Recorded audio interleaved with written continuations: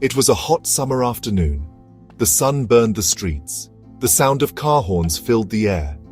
In the middle of the busy city, a man stood near a mobile shop. His name was Rahim, and he was 50 years old. Rahim wiped the sweat from his forehead. He held a small hand in his palm. It was his 14-year-old daughter, Amina. She smiled up at him.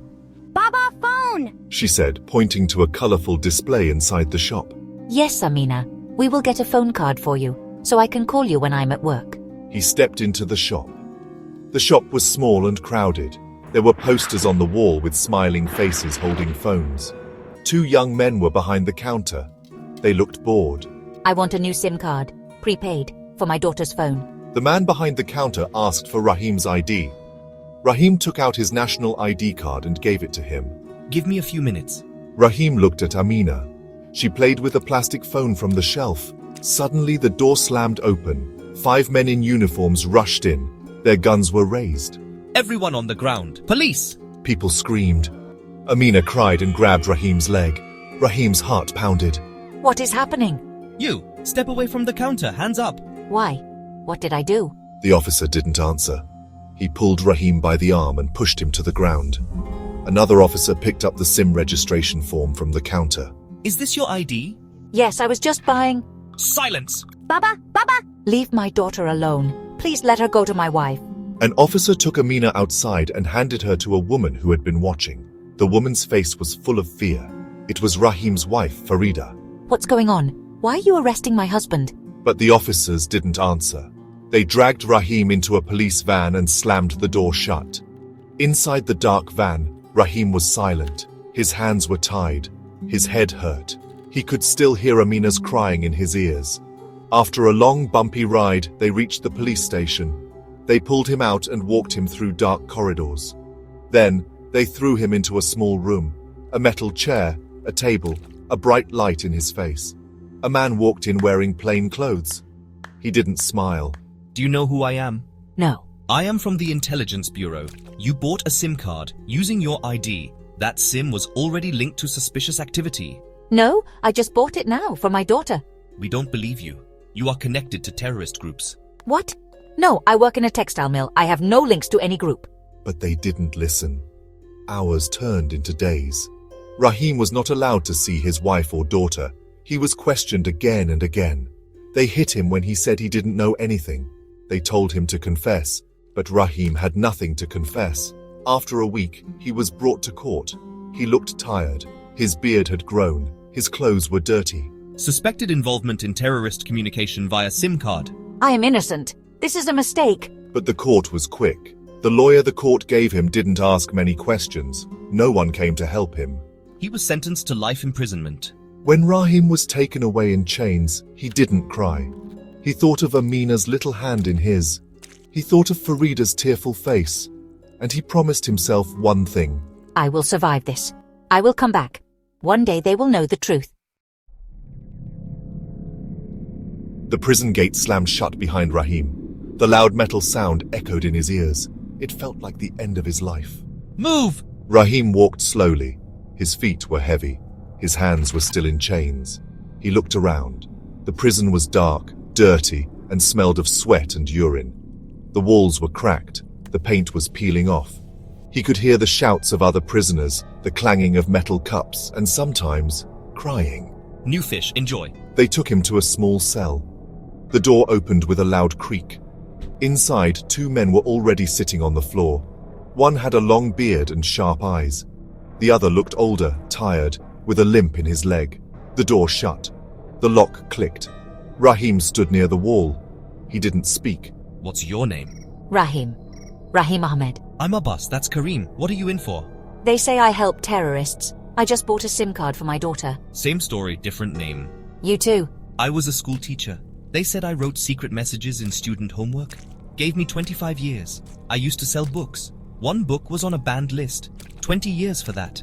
Rahim felt like the air had been punched out of him. So many lives wasted. The days were long in prison. Every morning they were woken by a loud bell. They lined up for roll call. Then came the cold food, usually dry bread and watery tea. Then they sat. All day. Sometimes they were sent to clean toilets or wash laundry. Rahim tried to keep busy. He cleaned his cell. He listened to the other prisoners. Many were innocent like him. Some had lost their minds. Others had become hard and cruel. In the first year, Rahim didn't sleep well. He missed Amina. He missed Farida. He dreamed of her voice calling, "Baba, come home." He often woke up with tears in his eyes. One night, Abbas gave him a pencil. Write her a letter. It helps. Rahim stared at the pencil. Then he took a scrap of paper and began to write. Reading letter. Dear Amina, I don't know how much you remember me. You were only 3. I hope you are growing strong. I hope Mama tells you about me. I didn't do anything wrong. One day I will come home. I promise. Love, Baba. But the guards didn't allow many letters. Sometimes they tore them up. Sometimes they never left the prison. Still, Rahim kept writing. Over time, he learned to survive. He kept to himself. He stayed away from fights. He listened more than he spoke.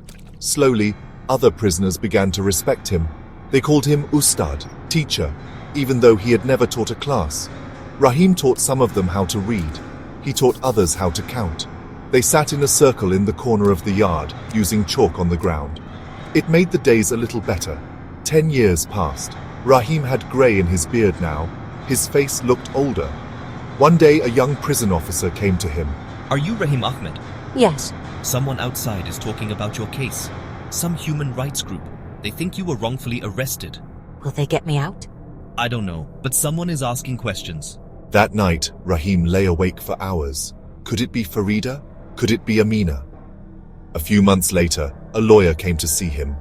A real one, not the court-appointed man who never cared. I'm here because your daughter wrote to us. She's 23 now. She never gave up on you. Rahim covered his face with his hands. He couldn't stop crying. She said her father is innocent. We're reopening your case. For the first time in years, hope came back to Rahim's eyes. But the system was slow. Years passed, papers got lost, judges changed. Rahim waited and waited. Still, he didn't give up. He remembered his promise. I will survive. I will come back. One day they will know the truth. A dusty file sat on a high shelf in the courthouse. The name Rahim Ahmed was written on the front. The paper was yellow with age. It had not been touched in years, until now.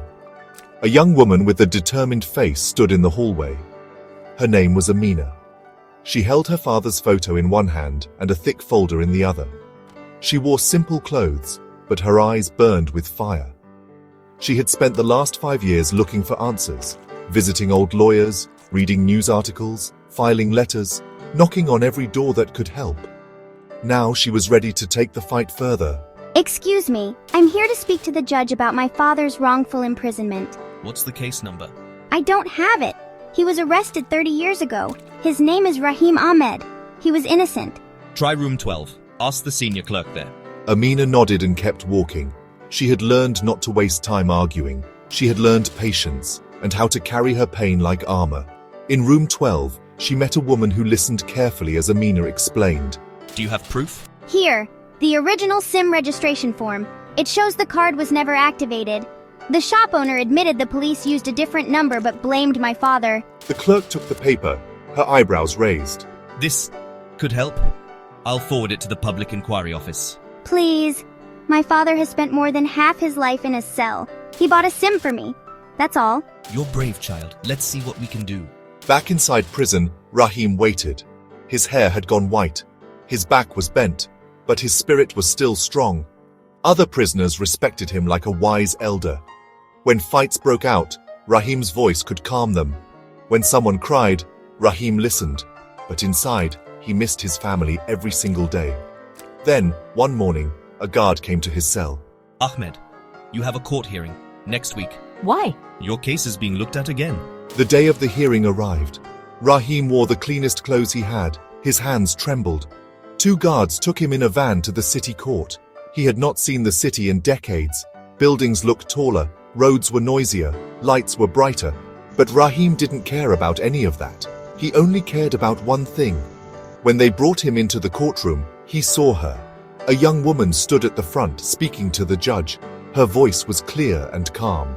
And I am here today to prove that my father, Rahim Ahmed, is innocent. Rahim's knees shook, his eyes filled with tears. Amina, She turned. For a moment, they just stared at each other. Amina had not seen him in person since she was 3, but she knew it was him. Baba. Please continue, Miss Ahmed. Amina presented all the papers she had collected. The faulty police report, the shopkeeper's testimony, the phone company records, the letter from the human rights group. The judge listened quietly. The court called 2 witnesses. One was the retired officer who led the arrest. We were told to make arrests quickly. There was pressure from above. I didn't check everything. So you arrested a man without full evidence? Yes, sir. The courtroom was silent. The second witness was the lawyer who had once ignored Rahim's case. I admit I didn't do my duty. I thought it was just another terrorism case. I didn't know the full story. Rahim felt sick hearing it, but also relieved. At least now the truth was coming out. After hours of hearing, the judge finally spoke. This court believes that Mr. Rahim Ahmed was wrongfully imprisoned due to negligence and false assumptions. He is to be released immediately. A gasp ran through the courtroom. Rahim closed his eyes. He couldn't believe it. After 30 years, he was free. Outside the courthouse, Amina ran to him. He opened his arms, and she hugged him tightly. I kept my promise. I never stopped. Rahim held her, too choked up to speak. The sun was setting behind them, but to Rahim it felt like a new dawn. He looked at her and whispered, let's go home. "Subscribe to my YouTube channel for more life stories."